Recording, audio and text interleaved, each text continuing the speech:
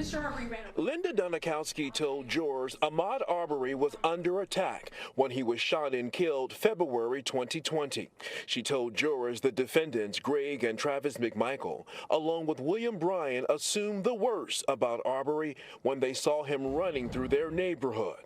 She said they chased Arbery for 5 minutes, eventually trapping him with their pickup trucks. How do you know this was an attack on Mr. Arbery? Because Greg McMichael said it perfectly. Mr. Arbery was trapped like a rat.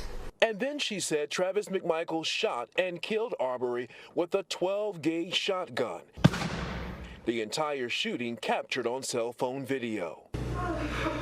Arbery's mother cried out loud, seeing the entire video of her son's death for the first time in court. I thought it was time to get familiar with what happened to Ahmaud. I'm the last minutes of his life, so I'm glad I was able to stay strong and stay in there. Video of the shooting wasn't released until 3 months after it happened. Travis McMichael's lawyer told jurors he was protecting his family and the community going after Arbery. He said there had been a rash of burglaries in the neighborhood, and Arbery had been seen on security video late at night walking inside a home that was under construction. McMichael, he said, feared for his life when he pulled the trigger. It's tragic. It's tragic that Ahmaud Arbery lost his life. But at that point, Travis McMichael is acting in self-defense. Gregory McMichael's lawyer said when he saw Arbery running, he immediately knew it was the neighborhood burglary suspect, and the retired law enforcement officer was going to make a citizen's arrest. William Bryan joined the chase, and investigators say knocked Arbery into a ditch with his truck. All 3 men have pleaded not guilty to all charges, including murder. But if they're convicted, they could spend the rest of their lives in prison. I'm Dre Clark for Black News Tonight. An investigation by NPR and WNYC Gothamist reveals that active duty police officers from New York City, Los Angeles, and Chicago are listed on the Oath Keepers membership list. The Oath Keepers began in 2009 and targets law enforcement and military personnel for recruitment. The group says it defends the Constitution, vowing to support and defend it against all enemies, both foreign and domestic. It's been under a lot more scrutiny since the January 6th attack on the U.S. Capitol. The Oath Keepers have participated in recent protests, serving as opposition to Black Lives Matter. The investigation also revealed some of the group's chat logs and emails. John Deere, the world's largest farm equipment maker, says the most recent contract given to striking union employees is its last offer. This decision coming a day after workers turned down a second agreement. The rejected deal offered an increase in wages, but no new tiers to retirement benefits. It would have also offered a signing bonus of $8,500. The strike has extended into a third week, adding about 10,000 workers. A spokesperson for the United Auto Workers Union says the workers remain on strike and that both parties are still discussing next steps.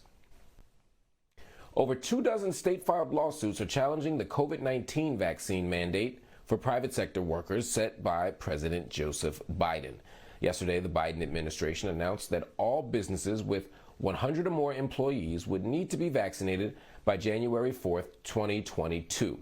Now, at least 26 Republican-led state lawsuits are claiming that the ruling is unconstitutional. Meanwhile, Pfizer looks to make a major breakthrough as the company's COVID-19 pill used with an HIV drug can possibly cut the risk of hospitalization or death by 90%. In a trial made up of 607 participants, only 6 hospitalizations and 0 deaths were recorded in high-risk patients when using the pill. If approved, the pill can be a key role in the fight against the coronavirus. And now let's shine a light on the Black Lives Matter activist who earned her way onto the city council in Des Moines, Iowa, on the platform of defunding the police for safety and justice. 27-year-old Indira Sheumaker became the youngest member of the city council after earning 46% of the votes, unseating a 2-term incumbent, Bill Gray. Sheumaker's historic victory ensures her not only being the only council member under 30 years old, but she's also the only council member of color. She will now officially represent Ward 1 of Des Moines City. Joining me now is the woman herself. Indira, thank you so much for joining me on Black News Tonight, and congratulations. Thank you so much. What inspired you to run in the first place? What inspired me to run was going to a city council meeting. The first meeting I went to, they were passing a ban on racial profiling for the Des Moines Police Department. And as constituents and community members spoke up, I realized they weren't listening and they had already made their mind up. So that day I decided to run. Wow. Now, what do you envision when you talk about defunding the police? There's been a lot of debates about this, not just whether we should do it or not, but what it even means. Many misrepresentations, many bad faith arguments. What does it mean to defund the police? So my platform has always been strong communities make police obsolete. So defunding the police really means taking away parts of the structure that focus on incarceration, that focus on hurting people who aren't doing anything to hurt their community. And I want to build up community safety structures that are built from the community that don't focus on incarceration, but focus on transformative and restorative justice. And if we do that, then we can see how much we can scale our police department back.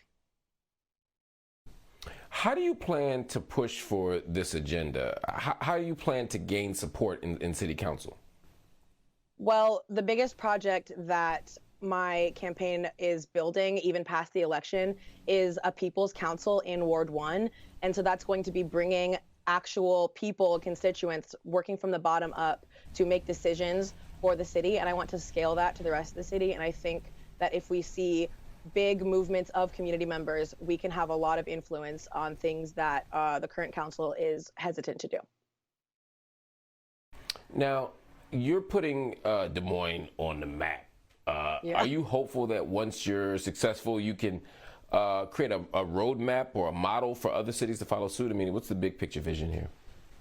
I mean, yeah, that would be fantastic. There's definitely inspiration that we have from across the country already on programs that we can do to divest from policing. And there's models for, community organized politics in general outside of the U.S. as well. But it'd be wonderful to create a program that other people want to model. I think that would show that we know what we're talking about and we know what we're doing. Absolutely. Indira, thank you so much for your comments and best of luck in your new position.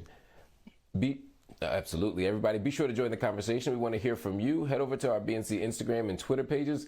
Let us know how you feel. Also, visit our website, bnc.tv, and subscribe to our YouTube page to check out clips from the show.